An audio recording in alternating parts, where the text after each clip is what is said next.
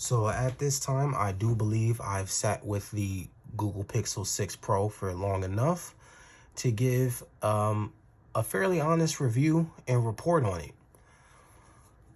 So far, so good. I got to tell you that if I wasn't a tech YouTuber, then this device here would be my main and my one and only device. For me, it works very well. I enjoy it quite a bit. All of my needs are taken care of with the Google Pixel 6 Pro. Now, for me primarily, it was taken care of on the Google Pixel 5a. The 5a had me well good to go. The only reasoning why I went ahead and got this device was because I wanted to check out the Tensor chip, and I also wanted that extra screen real estate. This is, I believe, the biggest phone that Google has produced thus far, and I have a tendency to like bigger phones and bigger devices. So I went ahead and grabbed this device specifically for that reason, because I like to read on my devices and I watch a lot of content. So that extra screen real estate does do me a lot of good. But as far as functionality, as far as my use case and scenarios, everything is pretty much the same as with the Google Pixel 5a. I love it. I'm probably going to give my 5a away to my grandmother. She's in need of a new device, so I'll likely let that go to her, and I'll keep this device here and continue to use this device. I will be switching this device after this video here. I recently got in here the LG V60, and I'm eager to try out this device. I haven't had a V series LG phone since the V40. I bought that device at launch before I was a YouTuber, and I ended up selling it a little while afterwards to get something else. But I bought this device because it was so cheap, and the V series devices is probably one of my favorite series of phones that have ever come out in the cellular market. So I'm gonna switch for the LG V60 right after this video and give you guys an impressions video after about a month of use from this device. But if it wasn't for the fact I was a tech YouTuber and I liked so many different types of tech, aka the gearhead here, I would definitely stick with the Google Pixel, either the 5a or the 6 Pro, any of them for that matter, because my experience and my case use, it just suits me very well. Let's discuss the bugs and the software updates, because those seem to be the main topics of discussion for a lot of people over the last couple of months, as Google's been trying to fix different little bug issues and different little sensitive things that people have been reporting that they've had. I sat back and I pretty much stayed quiet the entire time because I wasn't really in a rush to report on every little thing that occurred. We all know that when new technology comes out, various issues can occur. I heard somewhere that the Tensor chip is based off of the Samsung Exynos chip, but at the same time, it's still a new chipset. It's still a new piece of technology, and it's still being used in a unique way that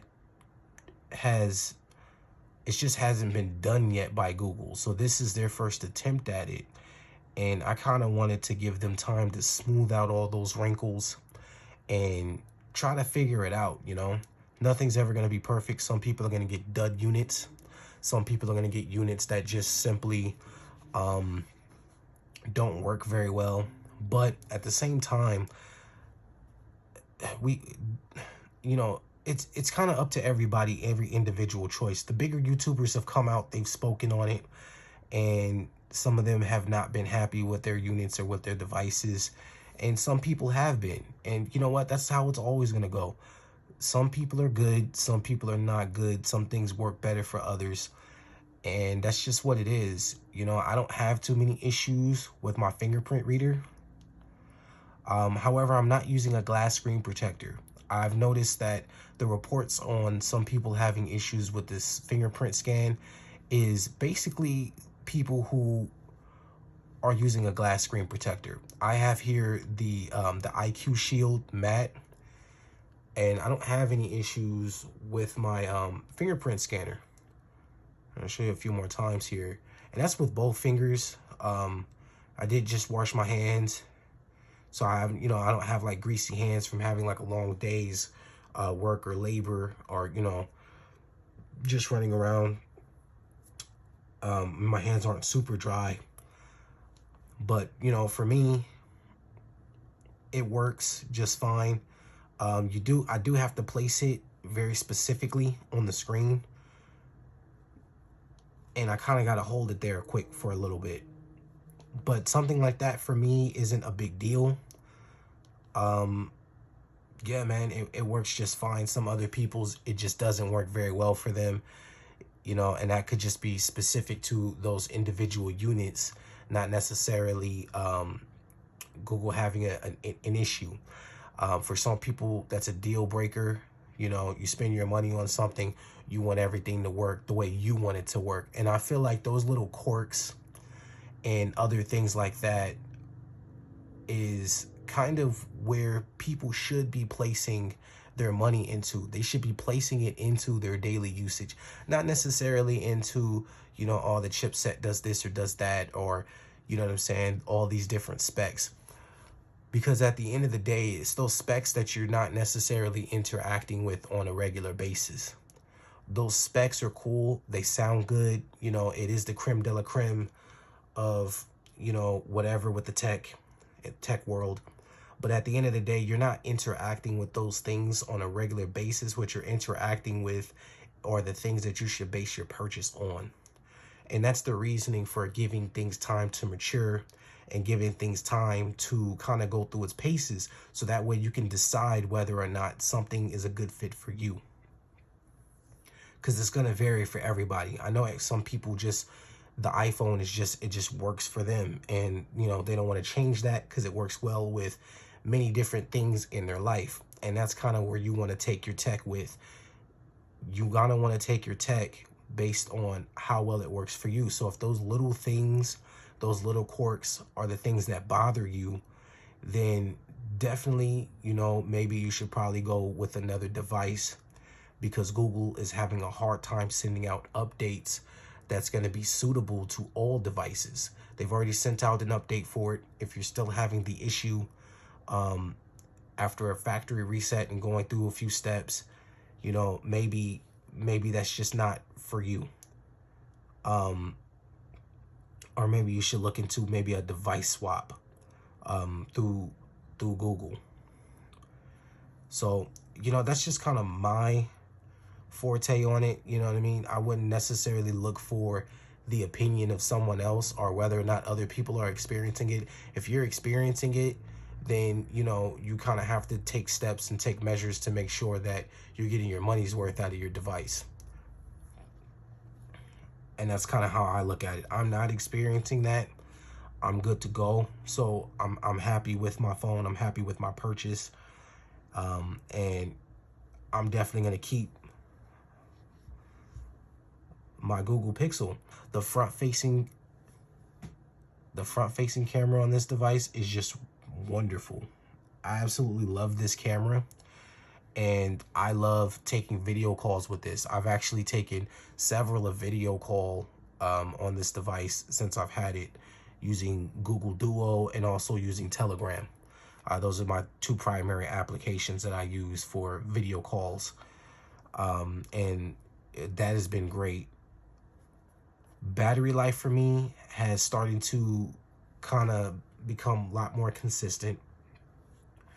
I can get a full day's use out of this device. Full day's use. Sometimes I forget to charge my phone because I have to get up very early in the morning for work. So sometimes I leave with the phone not fully charged. But when I leave with the phone fully charged, I'm able to go a full day's worth of work without having to worry about battery life, usually.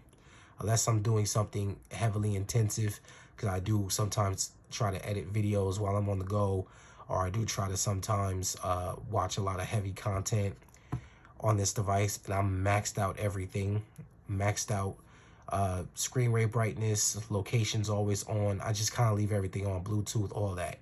Google Pay, yada, yada, yada.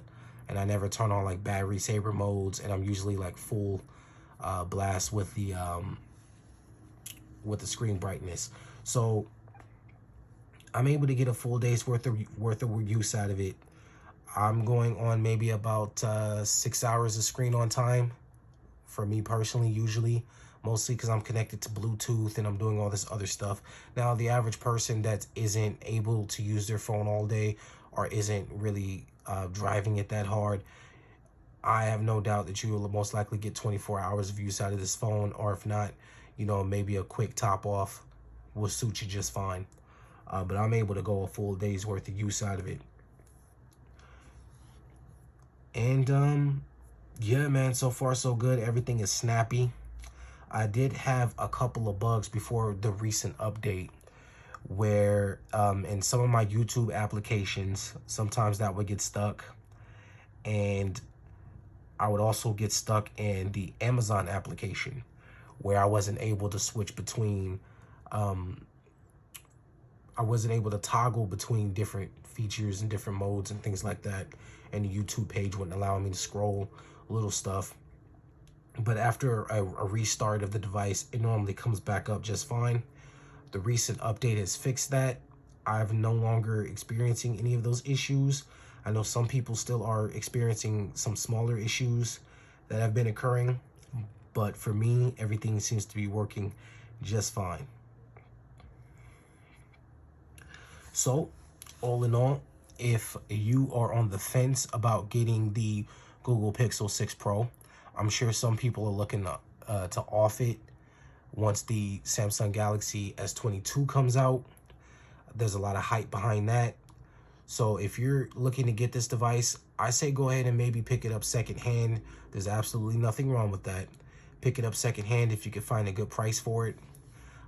If not, the 5A is still out there and it's still an excellent contender for even toppling some of the devices that I do think that are going to come out later on this year.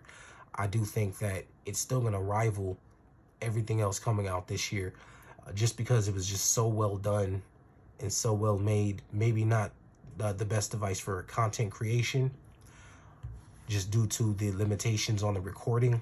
But in general, if you're just looking for a good phone, that'll have you covered. So, all in all, Google Pixel 6 Pro, man, great device. Doesn't really get too hot or too stressed out over long recordings. Takes great photos. For me, mine's are a little bit inconsistent, but I'm hoping those smooth out with future updates.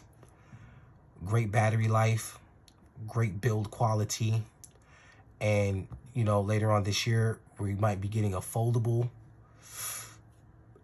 Google really has pulled me in to their world. Definitely, they really pulled me into their world. And this year I won't be focusing so much on higher end devices. I would like to focus on maybe more mid-range or more budget devices. Maybe not even from this year. If I do get another flagship device, it's not going to be one from this year. It'll probably be an older device like I did here with the LG V60. So if I do pick up anything else this year other than the V60, it's going to be probably something old, a little older, like the V60. Because I do find value in devices like this, and hopefully everyone out there still finds value in devices like this, and we don't just get sucked into, you know, the titles of flagships, because the flagships of last year or 2 years ago are still highly valid devices that we can get a lot of use out of and still pull in a lot of value. So guys, let me know what you think about the Google Pixel 6 Pro or the Google Pixel 6 if you got it. How is your experience going? Are you experiencing any of those update bugs, and has it completely ruined your experience? Or are you willing to ride it out with Google while they try to figure it out? Or are you not plagued by those issues at all and you're just having a blast? let's see what they come out with later on this year, and I'm looking forward to seeing how the tech evolves and where we're able to go with from here, man, because it's very difficult to make improvements these days on these devices, because they're just, everything's so well done. Everything's well done. I don't run into too many devices that are just trash these days. So everything just comes down to preference and those little things that just matter to you. Thanks for watching. Like, comment, and subscribe if you can.